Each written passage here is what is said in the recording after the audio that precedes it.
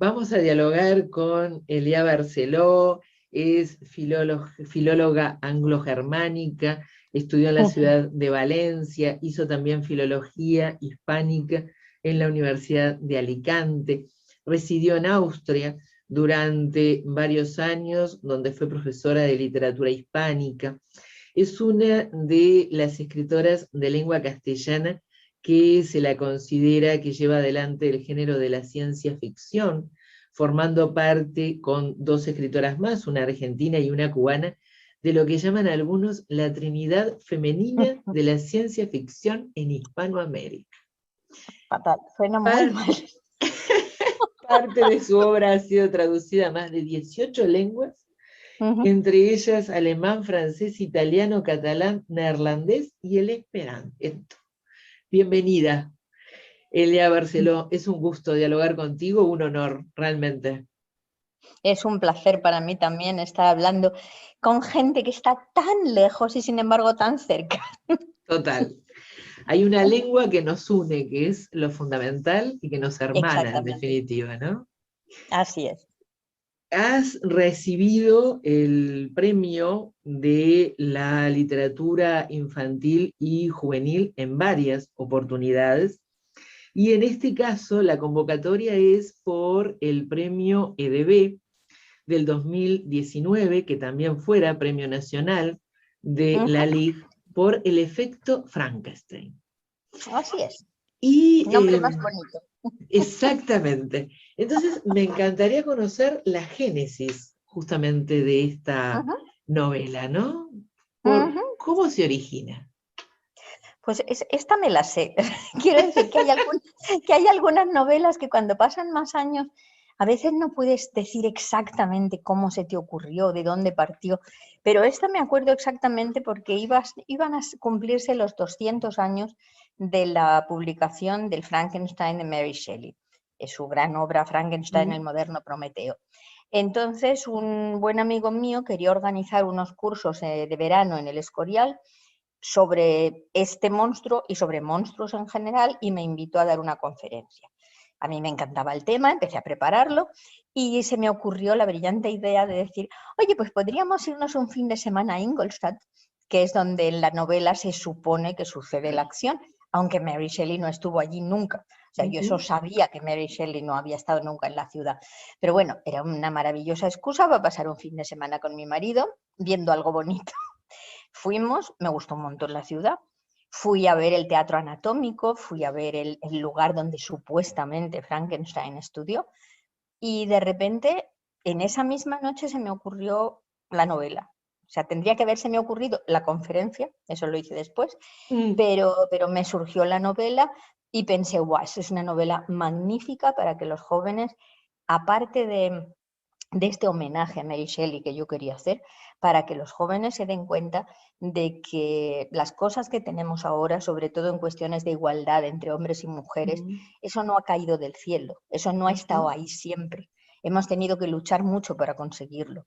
Y las libertades individuales, no solo de mujeres, sino de seres humanos, el tener el derecho, por ejemplo, a tratar de conseguir nuestra felicidad, el tener el derecho a elegir a nuestros gobernantes, todo eso se origina ahí en el siglo XVIII, ¿no? Y bueno, se me ocurrió todo de golpe y la escribí feliz, con unas ganas de escribirla, y mira, ha valido la pena. Exactamente. Ha encontrado muchos lectores. Además, tú le haces un homenaje justamente a la autora, pero también es un puntapié para conjugar varios elementos, ¿no? La vuelta al pasado, sí. El considerar que no estamos refundando, ¿no? Sino que estamos continuando, en definitiva, una tradición y también una lucha por derechos. Sí.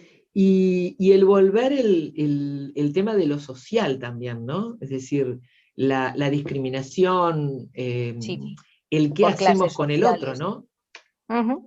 Sí, sí, la discriminación por clases sociales, quién es rico, quién es pobre, también por cuestiones de género. O sea, sí, en la novela también se tematiza el hecho de que, por ejemplo, la homosexualidad no solo estaba mal vista, sino que te podían quemar en la plaza pública.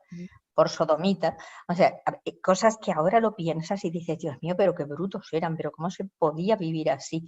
Y pienso que es conveniente para los jóvenes y para los menos jóvenes ver cómo se vivía antes, qué hemos conseguido, mantener lo que hemos conseguido.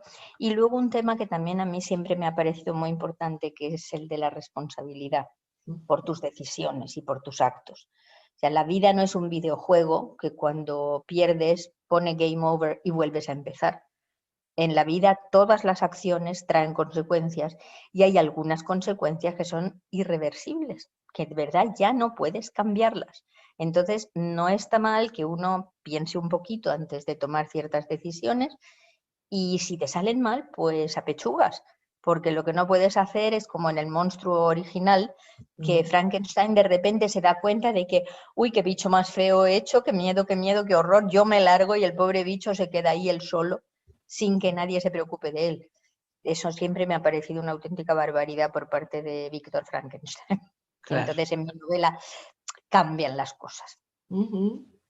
Cambian las cosas para la construcción de esa visión ética de la otredad, ¿no? Sí. Es decir, hacete cargo y el Ujú. hacerse cargo va a llevar a que tenés que enmendar de alguna manera, ¿no? Sí, Es decir, sí. algo tenés que hacer, ¿no? Claro, no puedes huir sencillamente de lo que no te gusta. Ujú. Eso es algo que bueno, a mí me caen muy bien los jóvenes y pienso que hay muchos jóvenes estupendos y no solo es un problema de jóvenes, también es un problema de adultos. Como tú bien sabes, hay muchísimos adultos hoy en día en todos los países que a lo mejor tienen un bebé y de repente dicen, uy, esto es muy pesado, qué angustia, yo no me lo había imaginado así. Y entonces sencillamente abandonan a la madre con el niño o abandonan al niño sin más o se lo dejan a unos tíos, a unos abuelos, a un lo que sea, y a mí me parece que es muy importante que nos demos cuenta que hay que responsabilizarse sobre todo de las cosas que hemos creado. Ujú. En esta conjunción del efecto Frankenstein, y está interesante que lo hayas llamado el efecto Frankenstein, ¿no? Sí. Y sería lindo que contaras cómo surgió el título, ¿no? Porque es literario, pero a su vez es casi sociológico. Es Ujú. decir, así como desde el punto de vista psicológico está el síndrome Peter Pan, ¿no? Sí. Eh, Ujú. yo creo que también el título que tú elegiste es un título que puede tener, ¿no? Aplicabilidad inclusive en Muy bien. análisis sociológicos de determinados comportamientos, ¿no? Me parece una grandísima idea, porque yo también pensaba por una parte, en la cuestión literaria, pero por otra parte, en la cuestión científica también, o sea, de cómo los experimentos tienen efectos después, ¿no? Por eso le llamé el efecto Frankenstein, pero el efecto sociológico y psicológico también es muy, muy importante, es central en lo que yo escribí. Y además es un título no iba a decir por primera vez, pero miento, no es primera vez, pero que yo soy muy mala con los títulos. Yo normalmente siempre sufro mucho y le doy 1000 vueltas a cómo se va a llamar. Y sin embargo, desde que empecé, yo sabía que se llamaba el efecto Frankenstein. Esa la tenía clarísima. Así que algo dentro de mí se ve que ya iba por donde tú me decías ahora. ¿Y Perdón. cuánto tiene que ver además con lo que decíamos al comienzo cuando te presentaba, ¿no? Porque hay un viaje hay un Sí, viaje, ¿no? eso es Hay muy una importante. mezcla de tiempos, Ujú. hay aspectos de la ciencia ficción puestos en juego, Sí. ¿no? Ujú, ujú. Pero unido con eso, hay una historia de amor Claro. y hay un renacimiento del romanticismo, porque es un homenaje también al romanticismo, ¿no? También es la época en que estamos, digamos, llegando al final de la Ilustración y dentro de muy poco va a comenzar el romanticismo Ujú. literario y mental, digamos, cultural, sobre todo en Alemania. El romanticismo empieza en Alemania y luego en Inglaterra y al final llega a España. Nosotros siempre hemos sido los últimos en, en casi todo. en modas literarias y cosas así. Por eso nuestros movimientos siempre han sido ligeramente distintos, porque llegaron tan tarde que eran diferentes, ¿no? Tal cual. Entonces, para mí el viaje en el tiempo es muy, muy importante, porque yo me paso la vida, claro, yo he estado muchos años enseñando literatura e historia de la literatura, y me encanta imaginar cómo era esto hace 100 años, hace 200, 300, ¿no? Y me parecía muy importante que fuera un viaje real, efectivo, no un viaje soñado, sino que de verdad la protagonista, Nora, va al siglo XVIII. Y esa es una de esas decisiones que uno toma alegremente porque se enamora y porque es muy bonito y ay, me voy con el chico de mi vida al siglo XVIII y luego dices, ¿y si luego no puedo volver? Claro. ¿Qué es lo que pasa? Y ¿Qué entonces de hago? repente te encuentras en un siglo donde no es como si ahora te vas a Londres y no te gusta y te vuelves a tu casa, sino que estás en un lugar donde siendo mujer no eres nadie, Ujú, no tienes derechos civiles, ujú. necesitas siempre a alguien que hable por ti, no tienes dinero, no tienes independencia, no tienes estudio, no tienes nada, ¿no? Entonces eso me pareció que estaba bien que los lectores se dieran cuenta de cuánto hemos progresado y lo bien que estamos ahora. Y que si alguien te ofrece irte a otro sitio, piénsatelo, piénsatelo por si acaso. Porque inclusive en este mismo, además el otro punto, ¿no? En este mismo siglo, en este mismo momento histórico, Ujú. en todas las partes del mundo no estamos Ni mucho en menos. el mismo siglo, ¿no? Sí, sí, sí, Hay sí. otras poblaciones que están quizás en Ajá. siglos Si estaba atrasados, pensando, creo que ¿no? fue William Gibson el que dijo, el futuro ya está aquí, pero no está uniformemente repartido. Exactamente, ¿no? Y es verdad, o sea, tú ahora piensas en países, yo qué sé, por poner un ejemplo salvaje y el más que se me ocurre, que es Afganistán, Ujú, y eso está también en el mismo siglo que nosotros, ujú. está a unos kilómetros, uno podría coger un avión y viajar hasta allí, pero allí no se vive de la misma manera. Allí cuando eres mujer no tienes ningún derecho, no puedes ni siquiera ir al colegio, Exacto. tienes que ir tapada, necesitas un hombre para todo. Entonces, pues eso me parece importante que todos nos demos cuenta de lo bueno que hemos conseguido, que trabajemos para mantenerlo y que si es posible que ayudemos a la gente que no ha llegado tan lejos y que lo necesita, tanto si son hombres como si son mujeres. Pero claro, en este momento las mujeres son las que peor lo están pasando.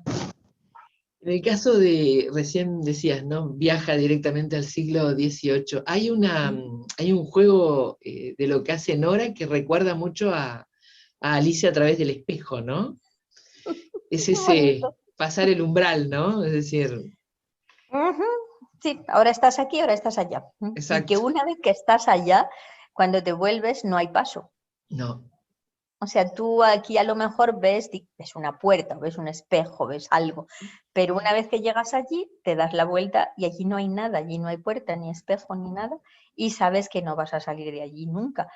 Y claro, la esperanza siempre cuesta mucho, la esperanza es un bicho que tarda mucho en morir, pero cuando llegas a un punto y van pasando los años y te vas haciendo mayor y dices, bueno, y esto parece que es para siempre, ¿no? ujú, Pues como tú hablabas antes de la psicología también, pues eso llega un momento en que pasas la fase de negación y no te queda más remedio que ir aceptando que eso es así y a ver qué vas a hacer con lo que tienes, con lo que puedes hacer, ¿no? Que es lo que le pasa a exacto, Nora. exacto. Así que, Es interesante además el personaje de Lobo, ¿no? mm, Ese sicario que sorprende al lector, ¿no? sí, porque es un hombre que en principio es el malo, Mm, uno de los malos de la novela, ¿no? Y es malo, o sea, es un tipo que no tiene ningún inconveniente en matar por mm, dinero, ¿no? mm, Vive de eso, básicamente, matar, robar, lo que sea. Sin embargo, a lo largo de la novela te vas dando cuenta de que dentro de los malos también hay gradaciones. mm. Y entonces el otro malo es muchísimo peor y el primo, el aristócrata. Y entonces con este malo poco a poco te vas dando cuenta de que tiene su código del honor y que Ujú. hay ciertas cosas que no está dispuesto a hacer aunque le paguen. y poco a poco empieza a caerte bien.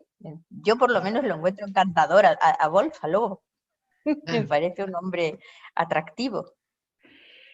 Que ahí está el otro aspecto, ¿no? Que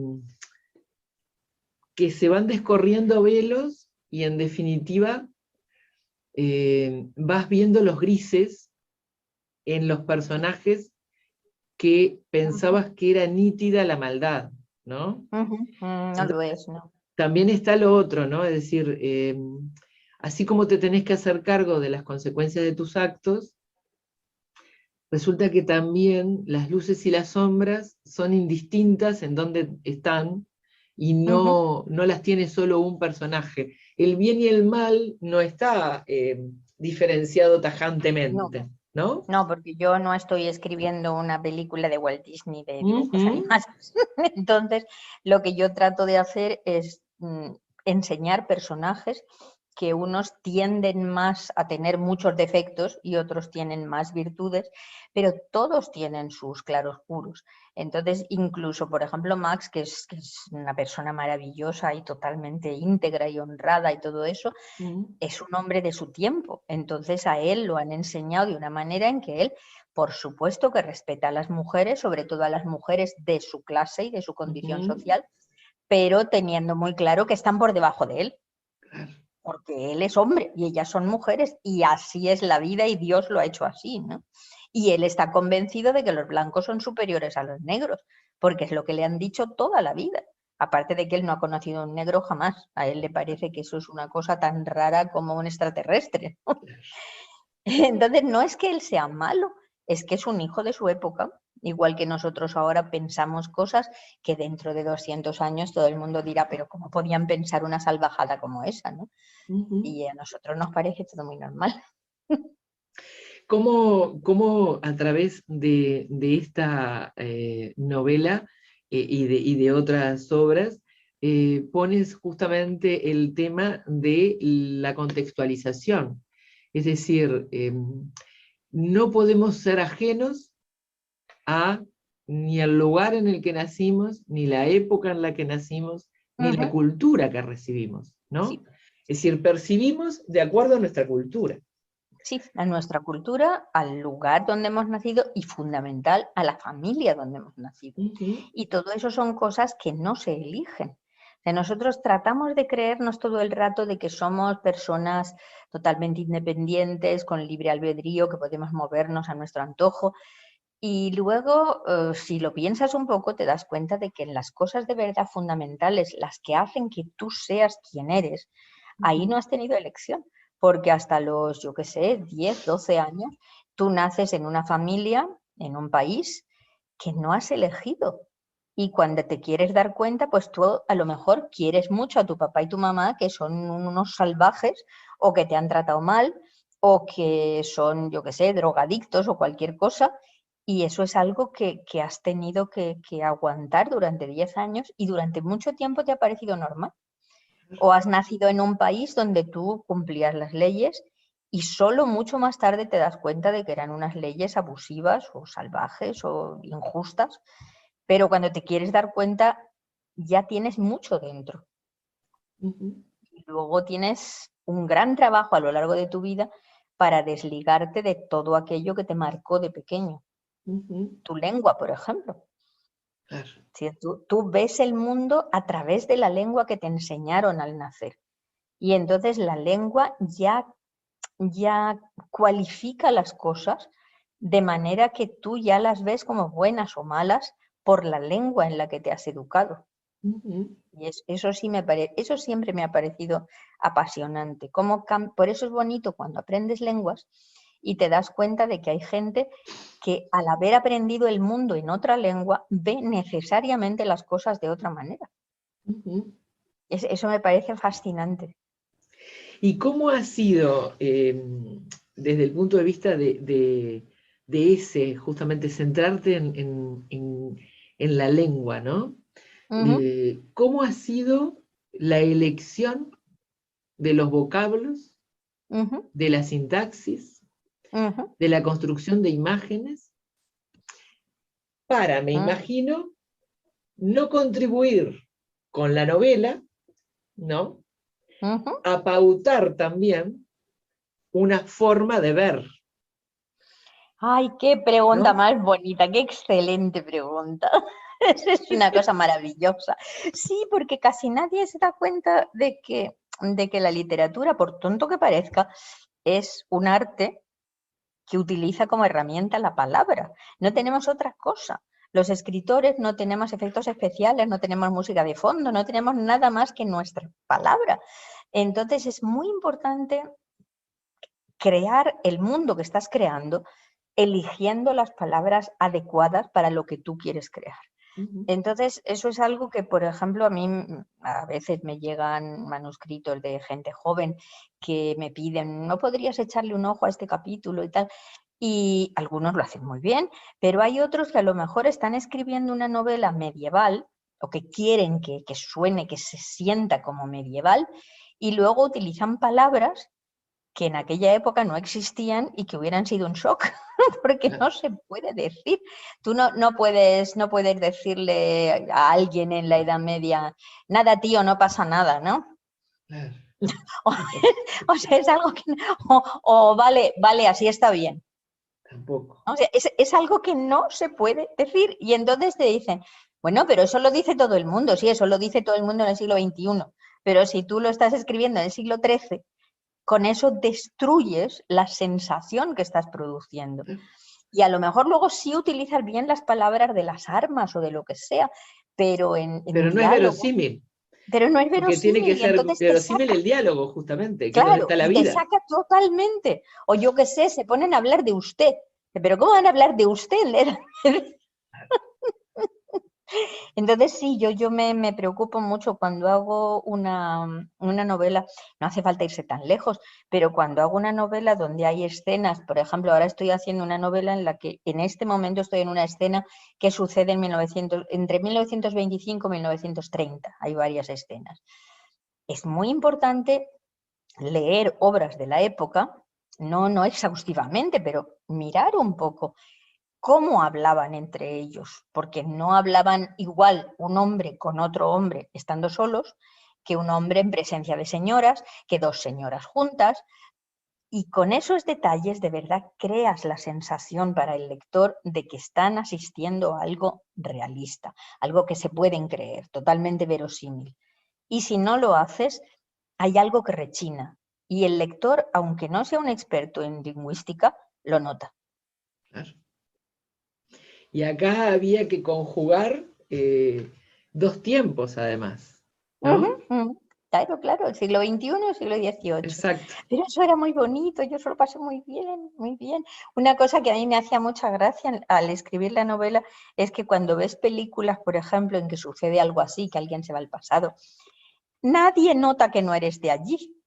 Claro. Y eso es muy raro, porque si tú te vas al pasado con tu lengua del siglo XXI y hablas como tú hablas, todo el mundo nota que eres muy, muy raro, que no Claro. perteneces allí. O lo de la ropa, ¿no? Que tú te buscas aquí un disfraz y llegas allí y todo el mundo nota que estás disfrazado porque eso no es la ropa que se lleva, no son los tejidos que se llevan y no puedes aparecer con una cremallera, claro. Claro. Exacto. Lo mismo que el decirle tío, ¿no? Así, Lo justamente es mismo. algo que solamente si es hermano de tu madre, si no, Claro. no. Exactamente. ¿Cómo fue en el armado de el efecto Frankenstein? ¿Cómo fue el seguir esa línea implícita del cierto homenaje a la autora, ¿no? Ujú. ¿Hasta dónde voy en el Hombre, homenaje?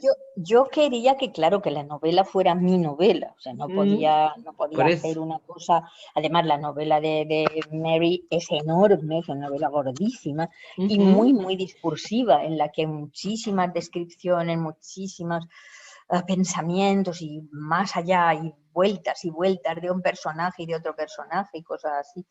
Y la mía quería que fuera un poco más compacta y todo esto. Mm. Y luego, Más además, breve también, ¿no? Para la había que lectura hacer. del tiempo actual. Claro, claro, porque lo van a leer ahora y entonces yo pensaba, a lo mejor si les gusta la mía, sí que se van a la otra y la leen, pero la mía tiene que ser una cosa diferente. Y yo lo que sí sabía desde el principio, esperaba poder, porque no sabía si me vendría luego bien, pero yo quería que Mary Shelley apareciera. Y entonces al final, por eso hago ese Eso. pequeño cameo en el que vemos a Mary Shelley, jovencísima, a los 18 años, ese año sin verano, paseando a las orillas del río y tal, cuando se encuentra con Nora, ya mayor, ya adulta, y me hizo mucha ilusión Mm, describir un poquito a Mary Shelley, decir eso, que llevaba un peinado que no la favorecía, por ejemplo, que es verdad claro, que cuando ve uno sus cuadros se da cuenta. En aquella época era lo más moderno que había, pero no le sentaba bien. claro, tal cual. Y hacer ese salto, ¿no? Y poner en la ficción a la autora, y ponerla a través de pinturas que tú has podido contemplar, ¿no? Claro. Ujú. Son los diferentes mecanismos de investigación previa Sí, de ti como escritora, ¿no? Es decir, sí, investigación desde el punto de vista lingüístico de tu sí, formación de filología, pero también investigación de todo lo que tiene que ver con el entorno, ¿no? sí. De la Ujú. novela, del momento histórico y de la vida misma de la autora. Sí, es muy importante cuando uno hace una novela que en parte o en todo es una novela histórica y sucede en otro momento, no puedes no hacerlo, o sea, tienes que pasar un cierto tiempo, si sabes más, menos tiempo, si sabes menos, mucho más tiempo, estudiando cómo era la época, cómo era la persona que la escribió, cómo hablaban, pero luego cosas de cómo se vestían Mm, o cómo comían o cómo solucionaban problemas de la vida cotidiana, ¿no? mm, O sea, de eso, yo qué sé, había baño, ¿cuántas claro, veces se bañaban? claro, ¿Qué pasaba si una mujer de repente tenía sus días? ¿Qué hacías para claro, solucionar esto o aquello? Y si te resfriabas, ¿qué te daban? claro. Entonces, todo ese tipo de cosas le da realidad a una novela, pero tú tienes que haberte documentado muy bien. Mm. En esos detalles, ¿no? Ujú. Que hacen a Sí, la vida cotidiana, que va a hacer a lo verosímil del lector, porque se va a sentir en sintonía con lo cotidiano, ¿no? ujú, exactamente. La historia de la vida cotidiana a mí personalmente siempre me ha parecido más importante que la de las casas reales o las batallas o cosas así. Yo lo que siempre me ha gustado es saber cómo vivían, qué pensaban, qué ilusiones tenían, cuánto ganaba un profesional de esto o aquello, qué se podía uno permitir siendo carpintero o siendo labriego o siendo sacerdote, ¿no? Eso me interesaba mucho. Ya para el cierre, Ujú. Elia, porque en la presentación, cuando leí lo que dicen algunos críticos acerca de la Trinidad femenina de la ciencia ficción en Hispanoamérica, se dio Ay, Dios mío. justamente esa risa de tu parte que se vuelve a dar, ¿no? Hombre, es que suena como tan religioso, suena un To- poquito blasfemo eso de la Totalmente. Trinidad. Es esa contradicción, ¿no? Y además estamos hablando de ciencia ficción y hablamos de Trinidad. Pero La Trinidad es, en minúscula. sí, sí, en minúscula, por supuesto. Pero es significativo que sean mujeres, Ujú. ¿no? Sí, En diferentes lugares, en lengua española, que sí, estén apuntando a la ciencia ficción, ¿no? sí, y además es muy, muy bonito que yo cuando yo empecé con ciencia ficción en España, hace ya, espérate, 40 años más o menos, Mm, Daina también era de Daina Chaviano, la cubana, claro, también era de las pocas mujeres, casi la única creo yo, que hacía ciencia ficción en Cuba. Angélica Gorodischer también era de las poquísimas que lo hacían en Argentina. Y ahora lo que resulta muy, muy bonito es que hay muchísimas mujeres. exacto. O sea, tú ahora vas a cualquier festival, a cualquier Ujú, reunión de ciencia ficción, no sé, como el Festival Celsius o como este que van a ujú. hacer ahora, que empieza ahora en Barcelona el 42. Y ayer me decía su organizador que este año, o sea, este primer año, hay más del 50% de participantes son mujeres. Son Tal cual. autoras, editoras, chicas que están empezando, chicas que se dedican al guión, a la ilustración, Exacto. y son chicas. Mientras que cuando yo empecé, pues era yo y todo muchachos, y a veces pues las novias o las mujeres de alguno de ellos que venían a aburrirse horriblemente por amor a ellos, a Claro. hablar de cosas que a ellas no les interesaban. Y ahora te das cuenta de que sí, de que las mujeres hemos dado ese salto y además no somos todas de letras, digamos. Hay Claro. muchísimas mujeres que son ingenieras, que son físicas, Mm. que se dedican a la robótica o a la informática y también escriben y también son grandes lectoras. O sea que vamos en el mejor de los caminos. Total. Y cómo eso tiene que ver con lo que hoy decías, ¿no? Eh, que todo lo que costó, Sí, ¿no? Es sí, decir, mucho. todo lo que costó en derechos de las mujeres y en espacios, y por Sí, ejemplo, esto sería, el tema de la ciencia ficción, una metonimia de todo eso también, ¿no? sí, Es sí, decir, ahí tenemos un ejemplo, ¿no? sí. De lo que es el todo, ¿no? Sí, así en pequeñito es una muestra de todo lo demás, porque tú te fijas, yo precisamente hace unos cuantos meses escribí un artículo en El País sobre eso, porque estaba bastante, no me gusta la situación, se me ocurrió, por casualidad, molestarme en hacer listas de los grandes premios literarios españoles, en español, o sea, pero grandes, grandes, quiero decir, tipo el Cervantes y el príncipe o princesa de Asturias, los premios nacionales. Es alucinante que básicamente es 95% de varones y Mm, unas cuantitas mujeres. Desde el siglo XXI hemos mejorado un poquitín. En juvenil hay un poquitín más, en poesía hay un poquitín más, pero en todos los grandes premios son hombres, hombres, hombres, hombres. Y no se dan cuenta. Y te dicen que es casualidad y que bueno, que es cuestión de que sencillamente ellos lo hacen mejor. Y yo, claro, pues ahí me pongo muy... Me gustaría morderlo, porque no es verdad. Bueno, este año el reconocimiento que se ha hecho desde la academia a Emilia Pardo Bazán, ¿no? Ajá. Y en realidad es la demostración más clara de lo tarde, ¿no? Que Claro, se es hace que el ahora está, es que reconocimiento, ahora ¿no? está muerta y no molesta. Claro, Porque, porque doña Emilia era una señora de armas tomar que total, hablaba con toda claridad de lo que le daba la gana.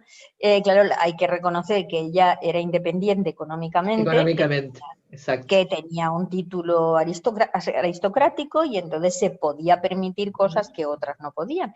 Pero a pesar de todo, siempre la hicieron de menos, siempre Total. la estuvieron bajando y machacando todo lo posible. Y hombre, ahora ya como está muerta y ya no molesta, pues ahora es estupenda, es grande y es maravillosa. Pero las que todavía están vivas, pues mucho menos. Y Ujú, ahí cómo se demuestra que ahí prevaleció la condición femenina, porque ujú, justamente tenía todo resuelto a nivel económico y tenía un ujú. estatus social, y ni aún eso, ¿no? Ni siquiera eso Le, le ayudó le tanto. ayudó, ¿no? Ujú. Sí, sí, pero hay un ejemplo buenísimo que es parecido, o sea, no es de literatura, pero es de música. Durante siempre, desde que la formaron, la Filarmónica de Viena solamente aceptaba Mm, caballeros, solo eran hombres. Entonces, cuando una vez fueron a Estados Unidos, no hace tanto, era 15, 17 años, una cosa así, y les dijeron que si no tenían mujeres en la orquesta, que no los iban a invitar, entonces ellos dijeron, uy, pues habrá que hacer algo porque parece que la sensibilidad está cambiando. Entonces empezaron a hacer audiciones, pero no les gustaban las señoras. O sea, siempre que tocaba una violinista, por ejemplo, decían que era más dulce, que era más blanda, que le faltaba nervio, que nada, que no, que siempre elegían hombres. Hasta que a alguien se le ocurrió hacer audiciones a ciegas. O sea, detrás de un biombo, el instrumentista tocaba y los jueces ponían su puntuación. Hombre, y casualmente de repente habían un montón de mujeres que sí que valían para la filarmónica. Y ahora tienen un montón de mujeres, claro. claro, O a sea, lo que hay que llegar, ¿no? a lo que hay que llegar, tendremos que hacer también novelas a ciegas, novelas sin nombre. Elía Barceló, ha sido un gusto y un honor dialogar Igualmente. contigo, realmente.